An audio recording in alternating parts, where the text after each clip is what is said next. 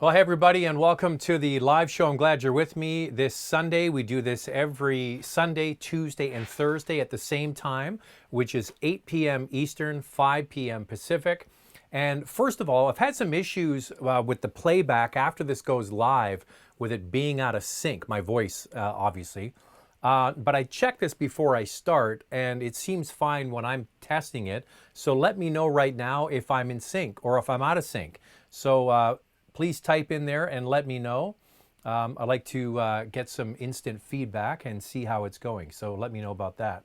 All right, before we get going, don't forget Car Cost Canada. If you're looking for any kind of deals for new cars over the next little while, there will be new cars that certainly are going to be on sale with low interest rates and all those things. And to find out how to access those, go to carcostcanada.com. So let me see, is nobody's typed in yet. Is everything in sync? Everything in sync? Is it good?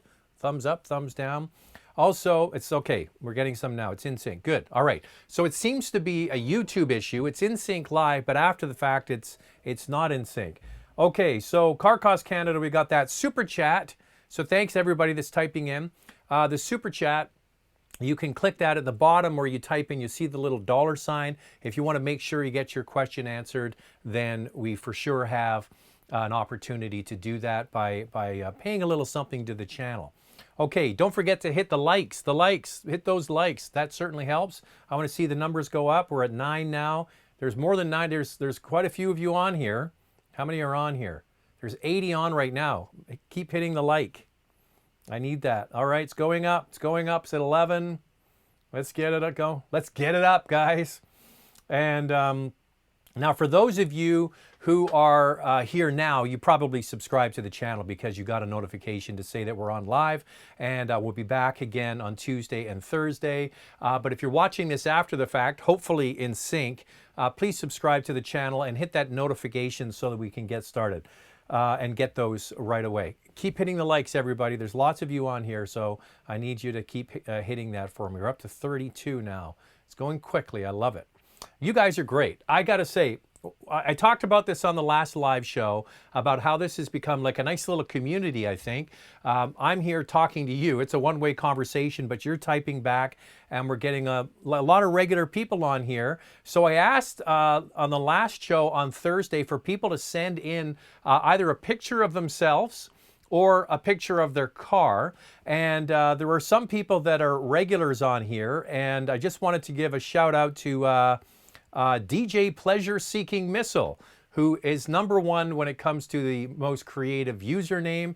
And here's DJ Pleasure Seeking Missile's cars.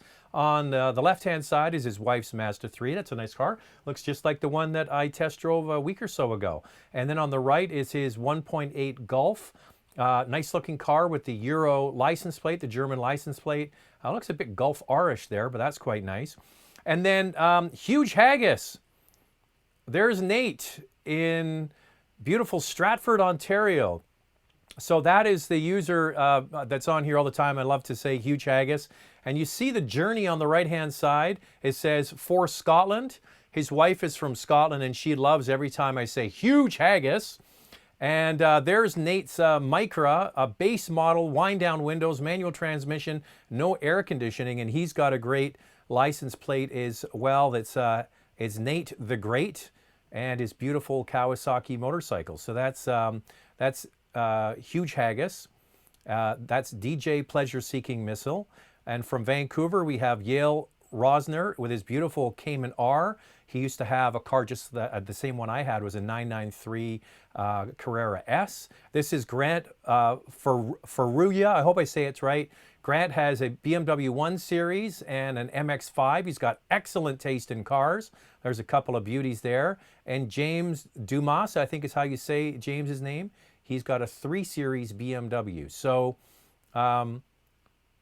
just some of the regulars we have in the chat box here today. If you want to get your picture on the live chat and a shout out, feel free to send me an email with your name and your picture. Go to Zack@motormouth.ca. Easy to remember, right? It's Z-A-C-K or Z-A-C-K, not Z-A-C-H. Z-A-C-K@motormouth.ca. All right, enough of all that. Oh, and by the way, Nate says that he has a whiskey every time he starts the live chat. So I'm going to have a beer. Peroni time. I love Italian beer. I love everything Italian. Cheers, everybody. Hopefully you're having a great end to your weekend. That's good. Okay, hey, Zach. This is for the guy asking about the 4th generation TL a couple of shows ago. Yes, he should check out the Acura forum about oil consumption issues. The TL all-wheel drive sweet car. Well, there you go. Thanks. That's awesome. So people are giving their information as well. And I've said this many times, if you're looking for a particular model of car or trying to find issues out about it, I mean, I know a lot about a lot of cars, but not everything about a specific car. So go to a web forum. Just type in Acura web forum and you'll find information. Okay, so we have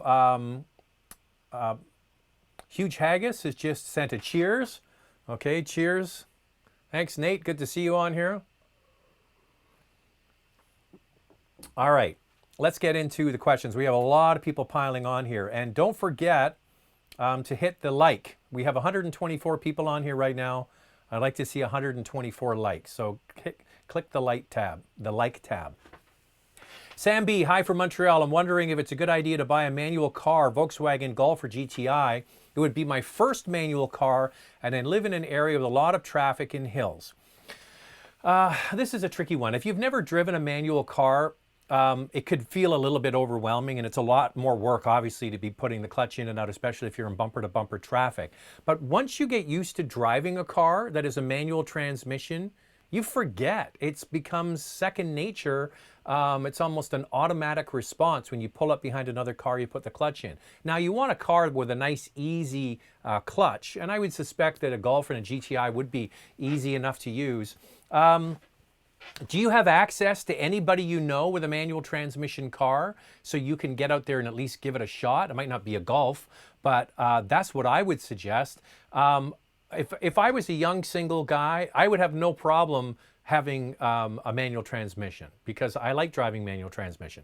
Now, as you get older and you get a partner and your partner maybe doesn't drive stick, then that limits your car choices. So if you want to drive manual and you've thought you'd like to try it, see if somebody can lend you their car even for just a half an hour. Hey, Zach, thanks for these videos. What are your strategies for negotiating a car price when purchasing a used vehicle? Well, a couple of things you need to know. Just like Car Cost Canada gives you new car information about the discounts, what the dealer paid for the car and all those sorts of things, you need to do your homework when it comes to the used value of the car.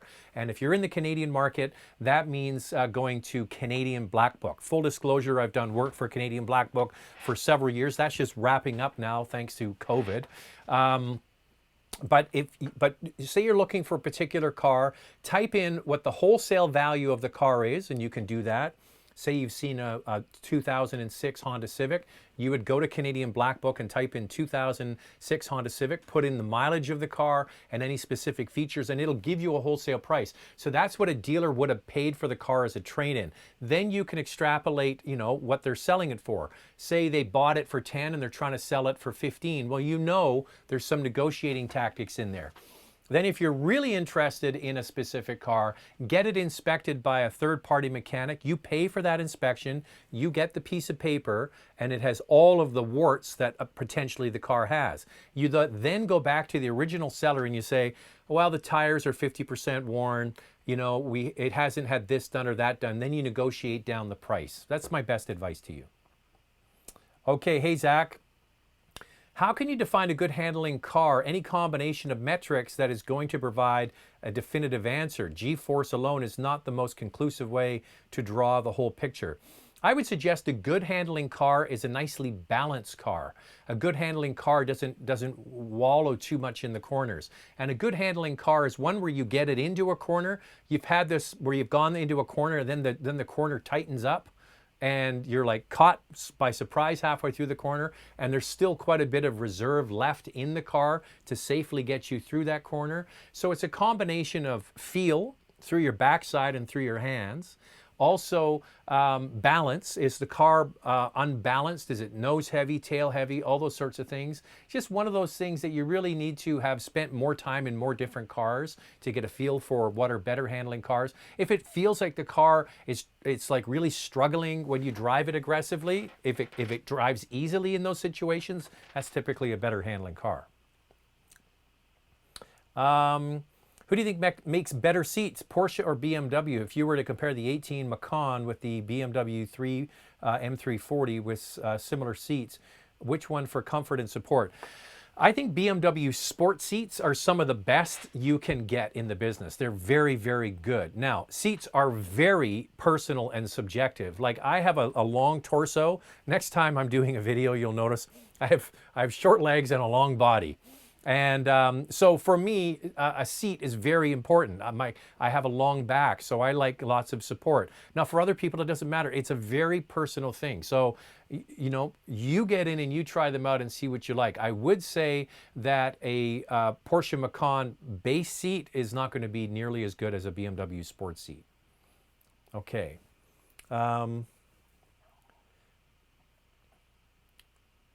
Oh, we got some more super chats in here. Triggs13, hey Zach, thanks for doing this. I'm from Mississauga. I'll crack open a cold one too. Nice one, good one. Is this Michelle? I hope I say it right. Cheers from Montreal. Thanks for your great channel. Stay safe. 2019 manual GLE 35th anniversary. That's a nice car. Very good for you. Okay, so it's great that you're all here. Seems like some of us are having a Sunday evening beverage. That's the subscriber sip.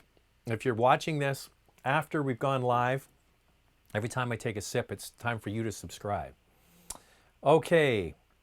Suspension Travel Advisory. That's a good name too. I like that name. I hate the concept of playing non-defeatable synthetic engine sound over car speakers. Does it at least turn off when the music is playing? So if you've never heard of this, what they do now is they have this synthetic engine sound that is actually brought through the speakers, and some brands will let you delete it and others do not. And some of them it's specific to like the sport button. You turn it into sport mode and it gets more amplified through the stereo. There was one car I had and it was really drony when it was in sport mode. But no, it doesn't delete when you play the music. It is still there. So it's a combination of the music and this. And it's quite interesting the way they do it. But yeah, I'm with you. I would rather have just the regular engine noise and none of the artificial. Some of them do sound good though. Like I remember I was driving the Ford F-150 with the 3.5 liter EcoBoost engine, and it sounded like a big throaty V8. That was kind of nice. Hey Zach, any news on an Accord all-wheel drive? Nothing yet. Did you like your time with the pickup truck? Yeah, so the video just went up yesterday for the Sierra Duramax diesel. I loved it with that truck. I never understood why people buy them and never actually use them until I rented a Tundra. At first I hated it, but then I grew to love being king of the road. Well, I think that's the thing, is that you kind of get used to driving a big vehicle like that. You sit up high, you feel big and safe, and it certainly is practical. And domestic trucks, the expensive ones, they've kind of turned into the new American luxury vehicle, is a full-size pickup truck. I love the Duramax engine. I thought it was a really great combination with the 10-speed automatic. Yeah, beautiful truck, but they're expensive, man. Hey Zach, which road trip would you like to do someday and in which car? Greetings from Zurich. A road trip that I would like to do someday and in which car? Greetings from Zurich. Well, first of all, great that you're here.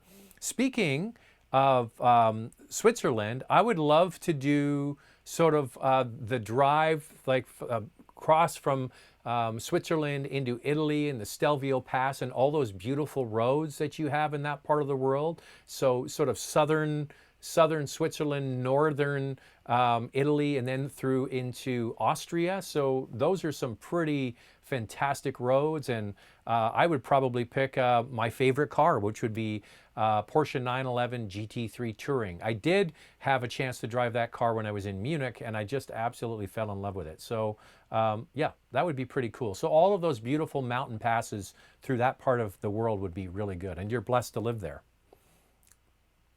Eric says, the residual value of my BMW lease is around $8,000 more than it is currently worth. The dealer is the dealer is better off negotiating a buyback value rather than retaking the lease and selling it at a greater loss. No.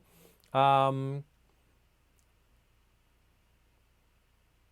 residual value of my BMW lease is $8,000 more than it is currently worth. Okay, so the thing you got to remember is when the car comes back off lease, it's BMW Financial that takes that hit, not the dealer. Okay, so if the car is upside down by $8,000, then BMW Financial eats that loss. The dealer will then get a chance to bid on that car. This is one of the reasons why I love leasing, especially expensive import cars, because you've got a guaranteed residual value at the end. And what you're saying to me is that you're upside down by $8,000. You don't eat that. BMW Financial eats that. So that's a nice thing to do. The dealer is better off negotiating a buyback value rather than retaking lease and selling it at a greater loss. No, because what happens is BMW Financial will get that car back, they'll absorb the loss, and then they'll resell the car to a dealer. And that's not what they're going to pay for the car. So those cars will go to auction, typically to Odessa or Mannheim, and then dealers will bid on them. So they don't realize the loss. The big parent company does. And there's a big worry that if residual values continue to go down, then a lot of these finance arms from the big companies will be taking some massive losses. Why would you buy a diesel truck if you're not going to tow or haul? The increased fuel economy and range would be great for daily driving, I think, though they do cost more to buy initially. Here's what I'm going to predict right now. I haven't even looked it up. At a Car Cost Canada, you can go on there and have a look. And as we go through this COVID-19 thing, you will see things like no cost engine upgrade. And if it was me and I was in the market for 1500 Ram, Ford, or GM product, I love diesel engines in pickup trucks. I would go for that no-cost upgrade and get the improved engine. And they're not cheap. For example, on the Sierra, it was $4,800 more for the engine, but that's easily something that they'll give you in an upgrade with incentives.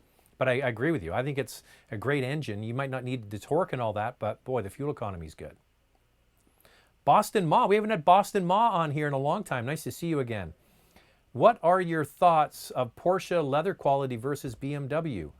I think Porsche holds better seat form, less cracks, less shiny areas. Now, I've had many BMWs and have had several Porsches, and I kind of agree with you. I think that the quality of the leather is pretty good. Now, there's different grades, of course, for every trim. If you get the top full leather, it's not just the seat surfaces, it's also the sides and all those things. But I would agree with you. One of the things that you have to know is that modern leather seats are they're chemically treated to not deteriorate with UV sunlight. You just have to look at like an old English sports car like a Jaguar or something like that, and the seats would really just crack and disintegrate. And you don't see that as much anymore because there's so many more layers of protection on the leather. You know what? This is a good question. Next time I have an expert from one of the car companies for interiors, I'll ask them the question about how they source and determine the grade of leather.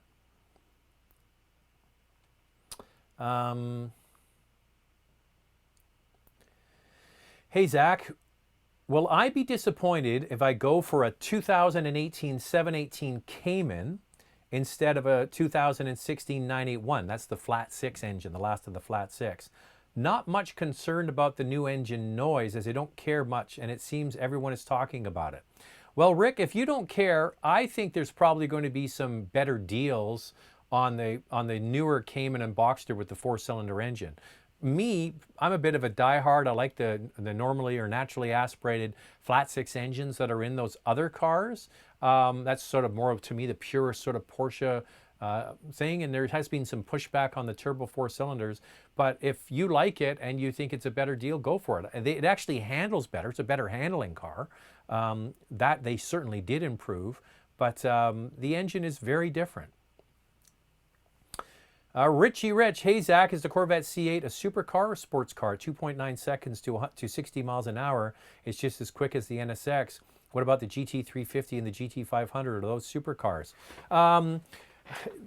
I think supercars sort of have to be the exotic looking car, and I would say the Corvette and the NSX sort of fall into that category.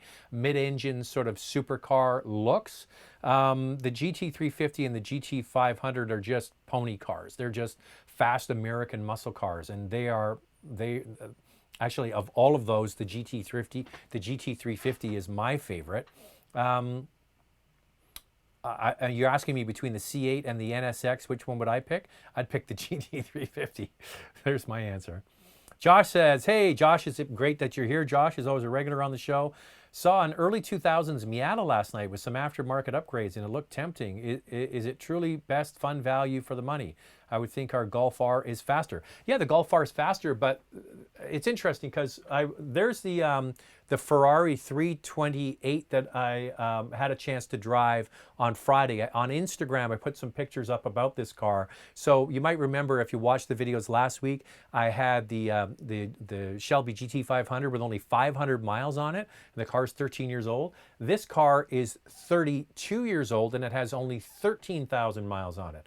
But you know what? This car only has 260 horsepower. But it's just so sexy and cool. And when you're driving it and you're wringing out the engine, speed and sportiness are not directly correlated. You can be driving slower in an MX-5 than you could in a much more powerful car, but you feel more invigorated because you're so low to the ground. You can feel the engine and the road, and you know, it's a different experience. So just because something is fast doesn't mean it's sporty, and just because something is sporty looking, I mean, there's so many different parts to it. So I agree with you. You can have way more fun, I think, in an MX-5 Miata than a Golf R. Golf R is faster, no question about it. Sean says, you have $60,000 to $80,000. What are your top 3 cars, new or used, for weekend drives and why? Keep in mind driving engagement, steering balance, tech, maintenance, looks, infotainment, etc. So this was posted before we went live, and I had a chance to think about it. So I would pick an E39 M5. Easily get one of those for under $80,000. So that's 400 horsepower, 5-liter naturally aspirated manual transmission, rear-wheel drive, one of my all-time favorite cars. Maintenance would be a bitch on that one. An MX-5 is another car that definitely would fall into that category and easily would have a great road feel, great maintenance, easy to look after, and the aforementioned GT350 would probably be my #1 car, and you would get one right around there for that price. So a GT350 for sure.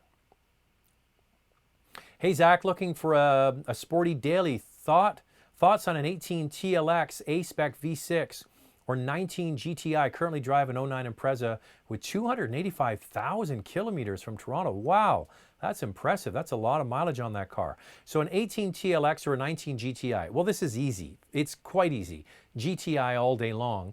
GTI is the gold standard, and I would suggest that if you've never driven one, you give it a shot. I do like the upgrades they made to the TLX over the years, but I never loved the TLX as much as I like the old TL or the TSX. The TSX was a great car. So that one's easy. I'd get the GTI.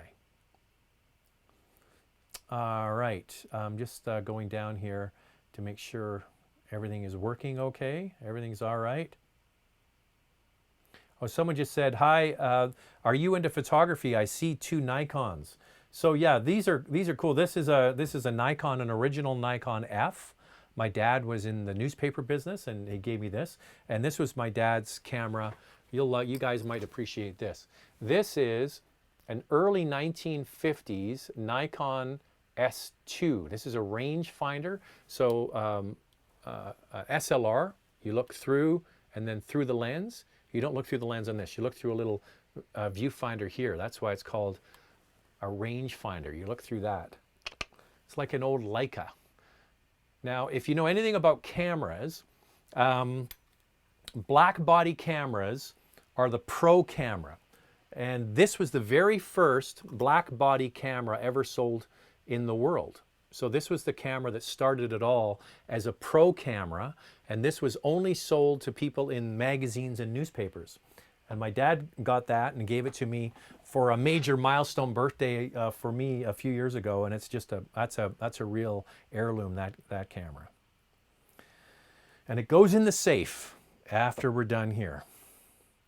Okay, let's pick up where we left off here.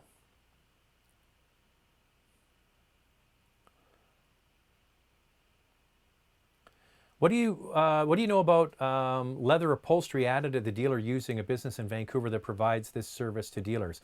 Yeah, well, some dealerships will take a car and then they'll take it to an upholstery trim outlet and put leather in it. I caught a dealer claiming it was factory leather. The same dealer lied by omission by not revealing it was not factory. Well, that's pretty easy to find out. All you need to do is get the original build sheet of the car and then cross-reference it with what's online. Say you're picking a base model Corolla. It's pretty easy to know that a base model Corolla does not come with leather seats. And if this one has leather seats, then that's certainly not factory. So you're doing the right thing. You're doing a little bit of your own research. But yeah, it's disingenuous to say it's a factory leather. They could have bought it from another dealer and not been aware of it, to their credit, but I'm not sure. Hey, Zach, looking at getting a 2015 RVR. Still a good deal? If so, what should I look for, if anything? Well, I think that, RVR is cheap and simple transportation. People who have them certainly like them. They're not particularly quick. It's got a continuously variable transmission. If anything, I make sure you get it, do the research on it, get a Carfax on it, also get it inspected by a mechanic and all those sorts of things. But yeah, it's a fine little runabout. Gladio 2, would you get a Jeep Grand Cherokee over a Toyota 4Runner? Well, they're very different vehicles. One is a body-on-frame utility. That's the 4Runner, which is a pickup truck platform with a body stuck on top.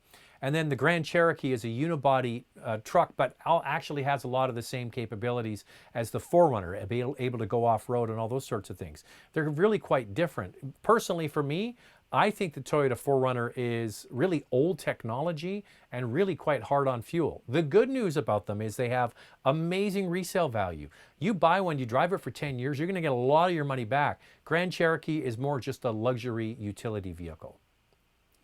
Portuguese Water Dog, always look forward to these live shows. Thanks. Do you think dealers will provide higher than normal trade-in values to close a sale? No, I don't think so. Dealers will not be offering more than the vehicle is really worth. And they look online before they offer you, and they find out from outlets like Canadian Black Book what the real wholesale price of the car is. They're not going to do that. You'll get it on the other end. You might get a dealer that will give you a little bit more if they know your car is particularly clean, or they know somebody that wants that particular car and they can move it quickly. But no, they're not going to do that.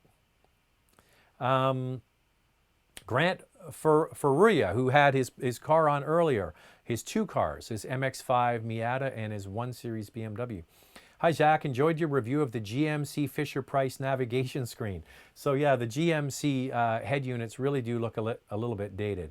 By the way, when you did the 0 to 100 kilometers with the stuff in the back, no, I didn't.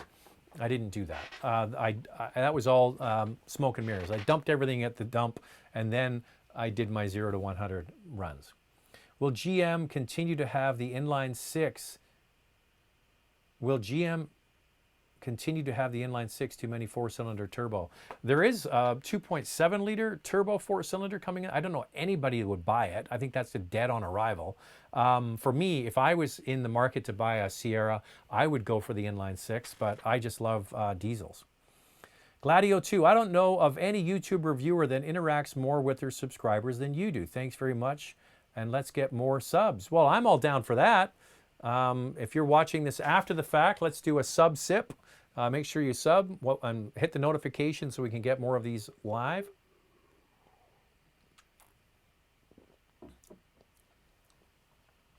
Mitch says, hey, Zach, what are your pros and cons of Vancouver over Toronto? Ever think of moving back in Toronto myself? Yeah, so I grew up in Toronto. I grew up down in the beaches, kind of like Vancouver's Kitsilano area, right down by the lake. My dad still lives down there on Boardwalk Drive. And I moved here almost 30 years ago. Next May, not next month, but next May, it'll be 30 years since I moved to Vancouver. I was only 2. But the one thing I would say, like my kids are now getting older, and I see a lot of the neighbors that grew up in this neighborhood. Their kids are going to university and leaving university. The biggest problem with Vancouver, is a beautiful place to live. It's very expensive, very, very expensive, much more expensive than Toronto. And there's just not the jobs here. You know, we don't have those big head offices and things that you have in Ontario. And that's the problem. We're turning Vancouver into a resort community for rich people to come and basically live. That's kind of what Vancouver's turning into. Hey Zach, Q3, where is it made for Canadian market? Is new Q3 runs on regular or premium? I believe, don't quote me on this, I think the Q3 is made in Mexico. I'm pretty sure it is, which I wouldn't care about one way or the other. I think that, you know, I've been to these factories all over the world by different car companies. And you can go to a car plant in Germany and a car plant in the USA and a car plant in Mexico. They all look the same. And the other thing is that the actual people that touch the car is really only the final assembly. Everything else is almost purely automated. Does the Q3 run on regular or premium? I think it runs on premium. Brian McDonald, hi Zach. I'm currently driving a Hyundai Santa Fe and was looking at the Genesis GV80.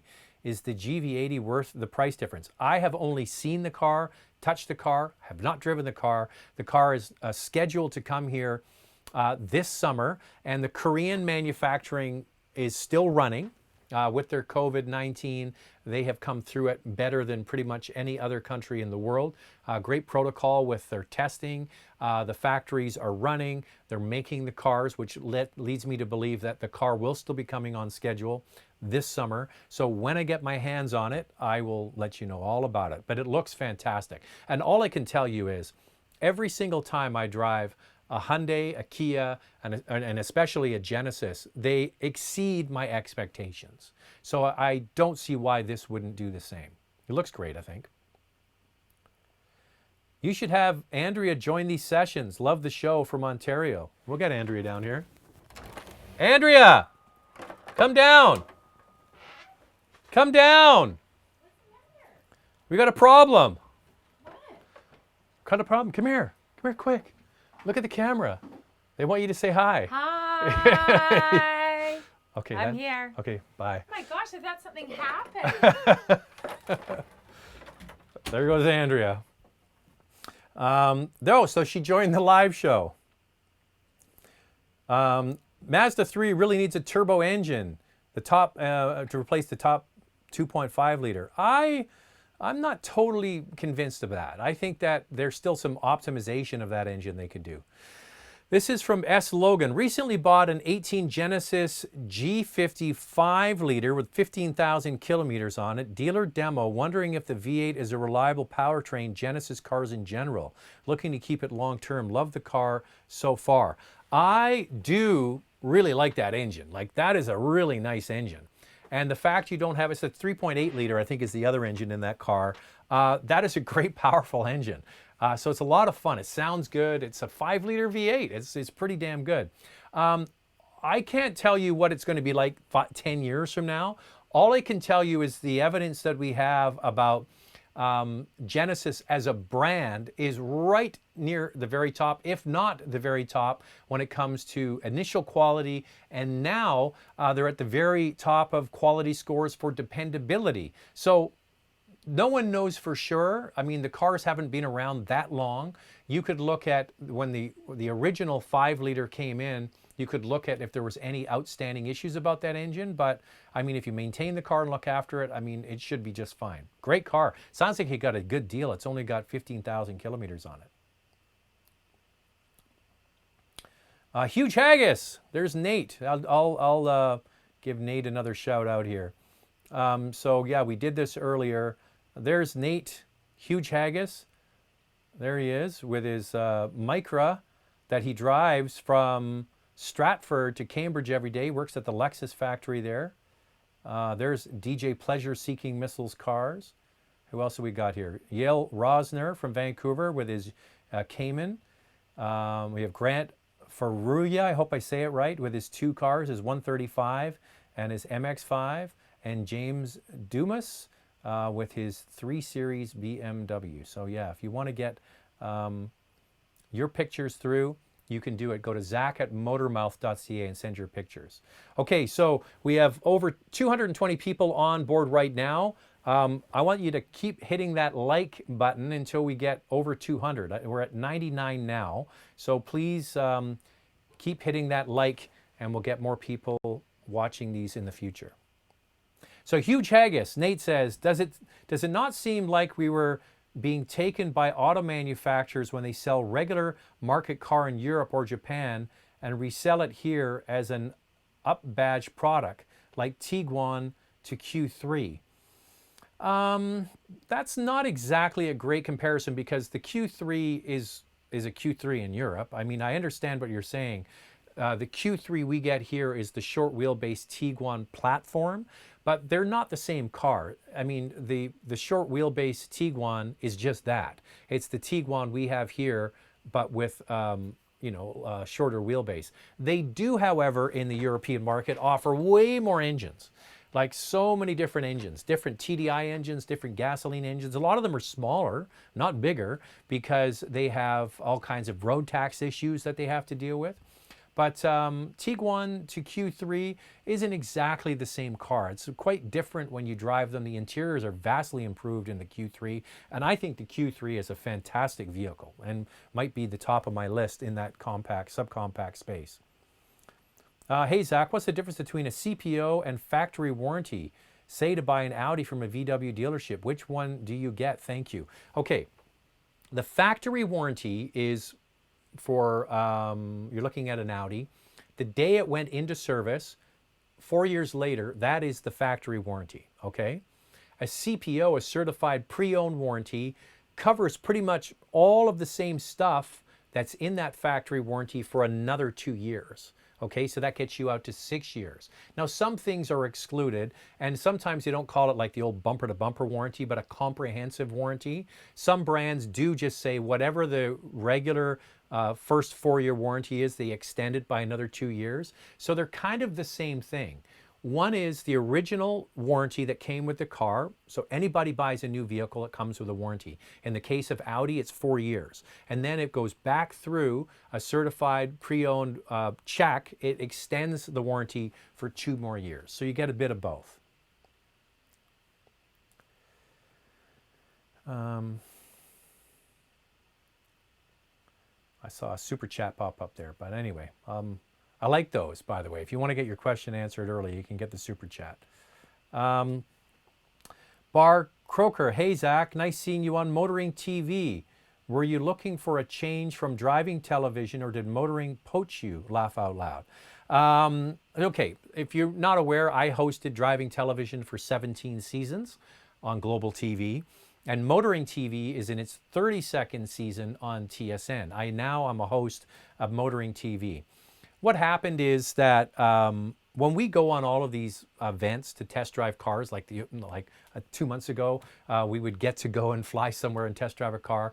I got to know Brad Diamond, who is the host, the main host and executive producer and owner, along with his wife Isabel, of Motoring TV, and we've become good friends over the years. So often when we would go to an event and we'd sit at dinner, I would sit with the guys from Motoring TV. You would think that would be counterproductive because we both have competing TV shows, but we became good friends. And Brad is getting a little older, and he thought, it would be nice to have a bit of a succession plan, somebody to come in and help with the show when he wants to take some time off and head down south and enjoy a beach or something. So that's really all it was. It was just an opportunity. Hey Zach, this is Roy Park here. Will Car Cost Canada work on a lease the same as finance? I wonder how I should approach the dealer with Car Cost Canada report for the best deal. So here's my best advice when it comes to buying a car or leasing a car. Don't tell the dealer that you want to lease the car. Always negotiate the price of the car first. So pick a round number. $30,000 car, and you can negotiate the price down to $27,000. Well, then once you've negotiated the sale price of the car, then you say to them, by the way, I want to lease it. Then you base that lease off that $27,000, not off the $30,000. A lot of people make the mistake and go in there and they say, oh, I want to lease a car. Well, they just basically massage the numbers a little bit to make your monthly payment better. Always negotiate the price of the car first. Don't say whether you're going to buy it, you're going to lease it, you're going to write a check or come with a duffel bag full of cash. Don't say what you're going to do. Just say, I want to negotiate the price. And that's where Car Cost Canada will come in. You'll get what the dealer paid for the car, any discounts, any rebates, all of those secret things that aren't really made public. Now, if you don't want to go and do that, you can call Car Cost Canada with a customer service number, and they will do a friendly introduction to one of their sort of approved dealers. So they get a lead generation for that dealer. So they're happy to take your business and work through with you what the actual price is. So lean on Car Cost Canada to help you with that. They are there to help. That's what they do. I like this. Jeff says, I want to change my handle to huge pleasure haggis seeking Zach's wife fan. Take a number. I'm a big fan too. Genesis G80 2021 thoughts. So if you haven't seen, the new G80 was revealed virtually live from Korea about 3 or 4 weeks ago. I did a quick video on the channel. There's a little voiceover I did about the car. It looks very Audi A7-ish, which I don't mind at all. I used to own an A7. I think it's going to be great. I think it's going to be a really nice car. I think they're doing a lot of things right. Genesis and Hyundai and Kia are putting their money into research and development and producing some very high quality cars, and it's paying off. They're getting all kinds of accolades for it. What is your opinion of JD Power ratings versus Consumer Reports? I prefer JD Power. JD Power is totally random. They don't know who the people are they're sending the survey out to. They get the information back, and then they have all that information available to them. Consumer Reports is like, that old saying, preaching to the choir. The people that fill out the surveys for Consumer Reports are Consumer Reports subscribers. So tend to be older, mostly male, looking for which company makes the best washing machine or dishwasher. So they're kind of risk-averse people. So they tend to favor cars that are risk-averse. Like you'll see Toyotas and Prius and vehicles like that score very highly for them. Anything that seems to be a little sexier or sleeker or less risk-averse don't seem to score as high. And this is basically like it's not a real snapshot of the buying public. It's a snapshot of Consumer Reports readers. JD Power is a snapshot of the general public. Does that make sense? Triggs 13, Audi TT or S5 SB Sportback. They are discontinuing the TT. That car's never done it for me, the TT. Never loved it. Never did. So I'm kind of jaded a bit. So I think if you can get an RS5, now that's cool. But yeah, it's maybe something to consider if you can get a TTS. I don't really know anything more to say than that. And it's been a long time since I've driven a TT as well. And thank you for the super chat. Craig says, Golf GTI versus Elantra GT N-Line, looking for a fun daily driver. Both are good choices. One is just more polished and refined. The GTI has been around for a long time. The suspension is smoother and softer and a little bit quieter. It's more polished on the inside. The Elantra or the Elantra GT N-Line is a little bit more raw and visceral. If that's what you're into, if you're looking for that, it certainly does have that appeal to it. It's cheaper, and there's no shame at all in taking the Elantra GT N-Line over a GTI because you're going to save quite a bit of money. The GTI is still a premium. It still is kind of like the gold standard in that class. Both of them are good daily drivers. I would say that the GT N-Line is a little bit more raw. Does that answer the question? One is more polished, one is a little bit more raw. And the GTI is the more polished one. Paul Lindo, hey Zach, have you ever driven on the Autobahn? Could a no speed limit highway work in Canada? Yes, I've driven on the Autobahn. The interesting thing about driving on the Autobahn is everybody has this, and I had this impression, that you would just go there and it would be fairy dust rainbows and unicorns, that the highway would be empty and you could just fly along as fast as you want. No, there's still traffic and trucks and all of that stuff you deal with here in North America. They're just moving at a higher rate of speed. And often when you're driving near bigger cities, they do drop the speed down, and it is regulated. And then you'll have the circle come up with the lines through it, meaning there are no speed limits. And then you can have at it. The thing is that sometimes you're driving along at 180, 190 kilometers an hour, and then all of a sudden it starts to slow down again. So you have to be very alert when you drive on the Autobahn, not only for what's in front of you, but what's behind you. It's a lot of fun and it's invigorating. I find that, going all out and trying to get up to 200 kilometers an hour, that's really not the goal. The goal is just to get down the highway faster than the speeds we have here. And most people settle into the probably 130 to 150 kilometer an hour speed range, maybe 160. So yes, they're driving quicker, but not a huge amount quicker than we are, maybe 30 or 40 kilometers an hour quicker on average. Now there's still some guy in an M5 will come flying along, and that's fun. And I've done that too, but it's not always open. Now, getting up early in the morning on a Sunday and going on the Autobahn when there's nobody on the road, yeah, that would be nice. Could we do that in North America? They put the speed limits up here in British Columbia by 20 kilometers an hour from 100 to 120, and the public didn't like it. Can you believe that? I loved it, but a lot of people didn't like it. Hey, Zach, currently waiting out the plague in Alberta, and I was looking for a Kia Soul EV. But the nearest Kia EV dealer is in Abbotsford. Any idea if Kia will be expanding EV sales to the prairies?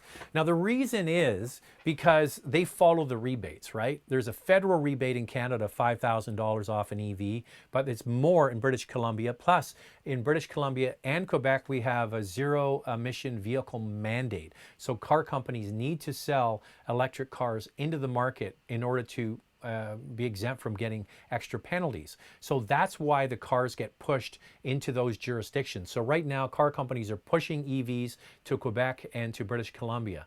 Now, I would work with the Kia dealer and see if you can do it. You can still get the $5,000 off. But yeah, I don't know. It would certainly be worth a call to Kia in Toronto and ask them about it. I would think now that with this federal rebate that there would be probably a better opportunity to get extra EVs. Also check with Hyundai. Hyundai has a lot of the similar technology in their cars, and see if they have an EV dealer. Curious about something. Do you think dealers would prefer to take 2 used vehicles of lower value or 1 vehicle of higher value as a trade-in? You've got to remember that dealers don't often keep the car that they trade in. They send it to the auction. So 2 older cars that are worth less value are pretty much guaranteed to go to the auction. So they will offer you usually less than you would hope for, because they've got to make sure that they can get rid of it and not lose any money. Usually a newer car, especially if it's in the same family, like if you go to a Ford dealer and you're trading in a Honda, is not going to be as easy as if you go into a Ford dealer and you've got a Ford, right? They might say, oh, the guy's trading in a 3-year-old F-150. I can easily turn that around and put it on my lot. Now, most cars that get traded into the dealership do not stay at that dealership. They get sent to auction, and somebody else buys them at the auction and puts them on typically their used car lot somewhere. So that's really what happens. So it really depends on the cars, it depends on the brand, it depends what you're buying. Hey, Zach, love your show. Currently, I'll be, hopefully, I won't be in the bubble again, looking for a replacing vehicle after my Ioniq lease. Combination of sporty, fun, and practical, gas or hybrid, doesn't matter, under $45,000. So Jack, I would ask that you give me a little bit more than that. Like, what kind of vehicle are you looking at? Do you have a couple of examples that you might want me to sort of give you my opinion on? I mean, there's a lot of cars under $45,000. So please, if you have a few in mind, let me know. I'm not trying to brush you off. It's just easier for me if you say, hey, this one or that one. Hey, Zach, given the current state of the Canadian economy with the pandemic and all, what do you think will happen to the new and used car industry? Cheaper prices, lower interest rates? Well, lower interest rates are already happening, and that's a given. The Federal Reserve in the U.S., the Bank of England, the Bank of Canada, the Bank of Australia, interest rates have gone to 0 for the most part. And then car companies are going to be able to borrow through their banks, and then they'll drop it down to zero. So what we're going to see is 0% interest, or 0.9 or 1.9, and anything under 2%, in my opinion, for a lease or a purchase is pretty much free money. That's cheap, right? So you're going to see that for sure. And then the only way to get people to buy new cars is to incentivize them to do that.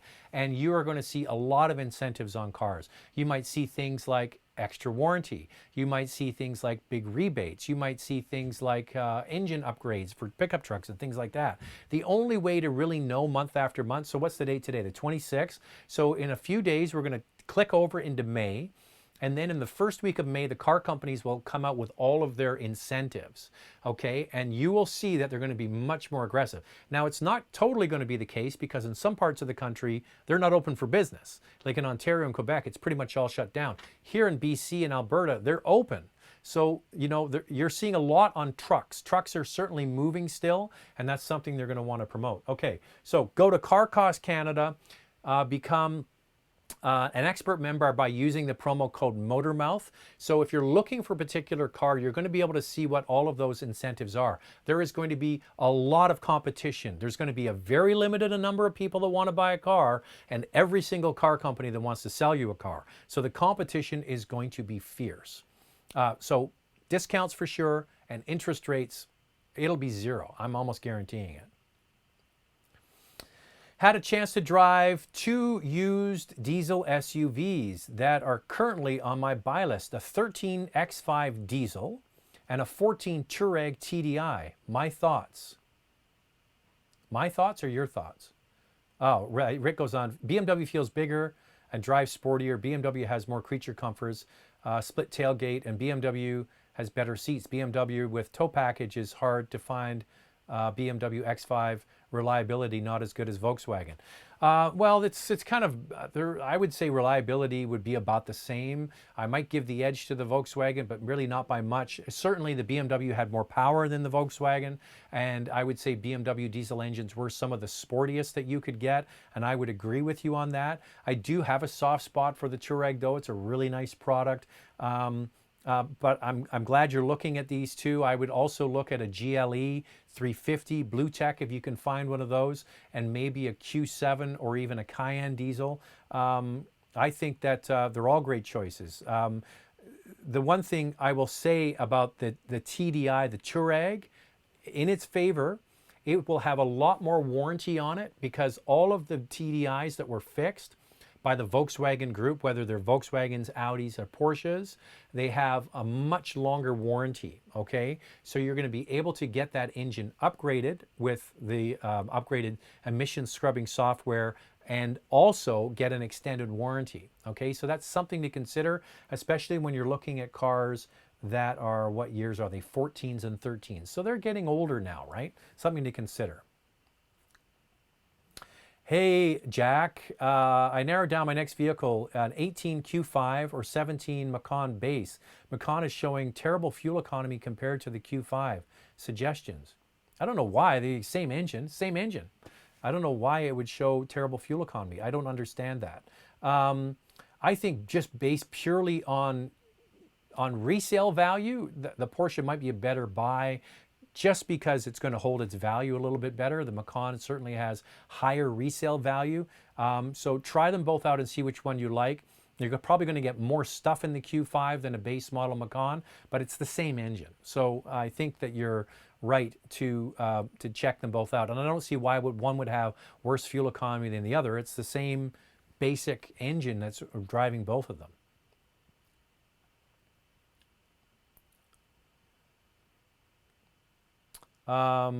Hey, Zach, Golf GTI versus Elantra N-Line. Somebody asked that one already. I saw a commercial for dealer demos. What do you think about buying a car? Do you get as good a warranty? Okay, I am a big fan of buying dealer demos. But first, we're going to do a subscriber sip. So if you're watching this after the live show, after it's been uploaded, I have a sip, you subscribe. Currently, we're at 263 viewers, but we only have 134 likes. So if you've just joined us now, click the like. Get those likes up. So I would love for you to get us over 200. We're at 134 now. So click the likes if you haven't done that already. All right. When you buy a demo doesn't mean that it's being beaten to crap. A lot of times a demo is the car that the salesperson drives. And if you go in to test drive a car, often when you're driving the demo, it's actually just one of the sales or the sales manager's car that they get to drive. When the car gets miled up a little bit, it will then go into the used fleet and for sale as a demo. Now, this is not to be confused with a service loaner. A service loaner is just that. You take your car in to get it fixed and they give you a car to drive. That's a different thing altogether. When the car is put on the road and licensed, that's when the warranty starts. So we'll pick May 1st. If they put a car on the road May 1st as a demo and the salesman drives it for 3 months, and then someone comes in and buys that demo as a 3-month-old car, now 3 months of the warranty has been used up. Okay, it's from when the car is registered and licensed, that's when the warranty starts, or they actually call it punching the warranty. Okay, so you're giving up some of that warranty, but you're not paying for the freight and PDI. That is already absorbed. The freight has already been paid and the PDI to get it on the road. So you do get a discount because it's got miles on it. You don't pay the freight, you don't pay the PDI, and you get a longer warranty. Now, sometimes you might be able to get them to do a certified pre-owned and get an even longer warranty. You can ask them, you say, can you certify the car now? Because it's being sold as a used car, and get the warranty out even longer. That's something you consider. Yale, there's Yale, who was there with his Cayman R. Another barbecue day for us. How about you? Beer for every time you're on. Was thinking about Ted Latunas and Tony Whitney, two pioneers in Canadian auto journalism. Do you know what they are doing? It's really interesting, Yale, that you bring that up. I was picking up this Ferrari the other day at my friend Cornelius's small boutique dealership called Core Cars, and a guy pulled in, and he recognizes me and he goes, "Hey, you might know my uncle.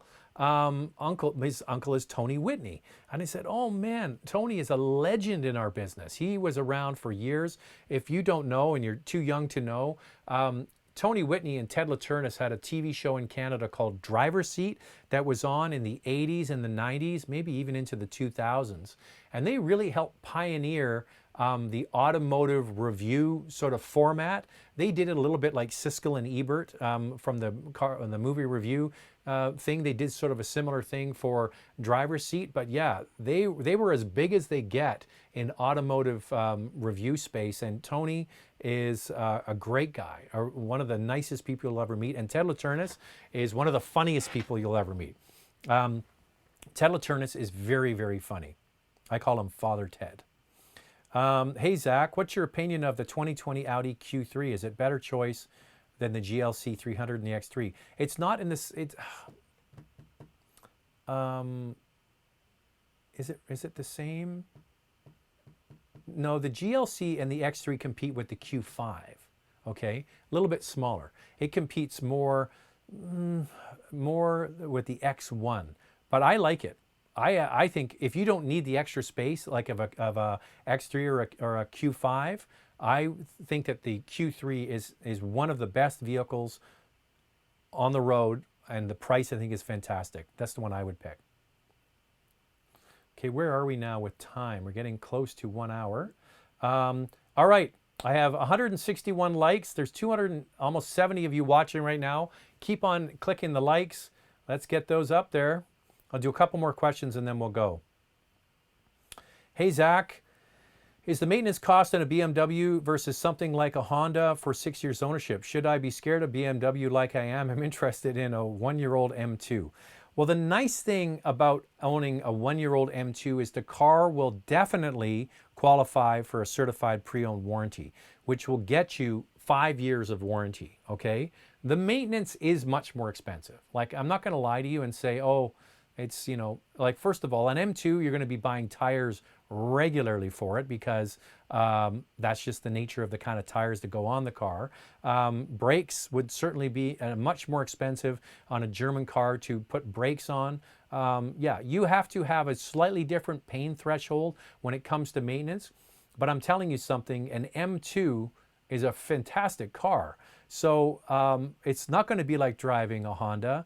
And that's why I am a big believer, if you've never owned a German car before, and a lot of people are very scared to buy them, is there a great lease opportunity. Lease one for 3 years, try it out, and especially if you get a new BMW, it's got the maintenance included. That's something to consider. So with the M2, it should still have 2 years of maintenance included in the car, plus get it as a certified pre-owned. You're going to be fairly covered, but the maintenance costs are going to be higher. Oil changes alone will be more expensive. Synthetic oil, premium fuel versus regular gas, more expensive tires, and all those sorts of things.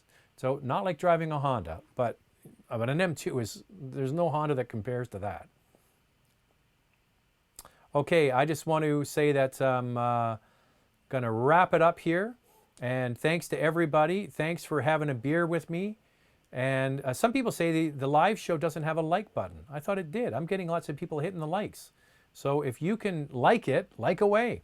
Someone says, you're wearing your 300M today. That's my Seamaster, yeah. All right, I just want to wrap it up here. Thanks to everybody. I'm glad you're enjoying these live shows. We're going to do them again on Tuesday and on Thursday, and we'll chat with you then. Hope you enjoy the rest of your Sunday night, and we'll chat soon. Take care, everyone.